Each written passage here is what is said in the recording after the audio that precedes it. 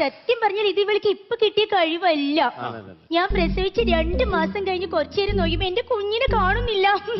എല്ലാവരും തെരഞ്ഞു നോക്കിയപ്പോ എന്താ അവള് സിംഗപ്പൂര് പോയി നീന്തി തുടിച്ച് പാട്ട് പാടുന്നു. സ്വിമ്മിംഗ് പൂളാണ് ഉദ്ദേശിച്ചത്. സ്വിമ്മിംഗ് പൂൾ ആട്ടോ.